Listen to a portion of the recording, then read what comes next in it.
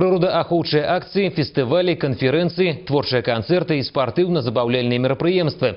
Усё дзеля аховы прыроды, дзеля зберажэння і прымнажэння разнастайнасці флоры і фауны. У Маладзешна падвялі вынікі 10-го рэспубліканскага экалагічнага форума. Юрый Печур з падрабязнасцямі. Штогадовы экалагічны форум ужо стаў добрай традыцыяй і збірае шырокае кола гасцей і ўдзельнікаў. Таму што ахова навакольнага асяроддзя – адна з самых важных функцый любой дзяржавы.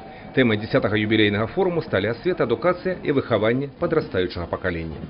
Наше поколение, наверное, было воспитано несколько, может быть, не так жестко в смысле охраны окружающей среды, как это происходит сегодня. Сегодня маленькие дети могут преподать уже урок своим родителям. Например, как собирать батарейки, куда складывать ртутные лампы, энергосберегающие лампы, какие пластмассы есть. Они уже сегодня учат взрослых. Традыцыйна на таких рэспубліканскіх форумах эколагі падводзяць вынікі работы за год, дзеляцца напрацоўкамі ў розных прыродаахоўных галінах.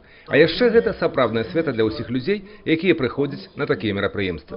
На гэты раз у Маладзешна, дзякуючы форуму, у цэнтры горада з'явілася новая скульптурная кампазіцыя і новая алея дрэў. Брэсцкая вобласць заўсёды на форумах прадстаўляе ўсё самае перадавое і новае ў рабоце па ахове навакольнага асяроддзя. Так было і на гэты раз у Маладзешне.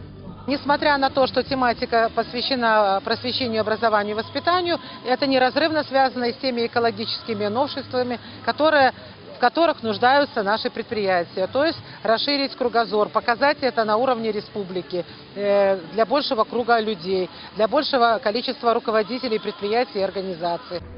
5 прадстаўнікоў Брэсцкай вобласці ў Маладзешна атрымалі дзяржаўныя ўзагароды і словы падзякі ад міністра прыродных рэсурсаў і аховы навакольнага асяроддзя Беларусі. Наступны штогадовы рэспубліканскі экалагічны форум будзе прымаць Магілёўская вобласць. Юрый Печур, Александр Севіцкі, абласныя навіны, Маладзешна.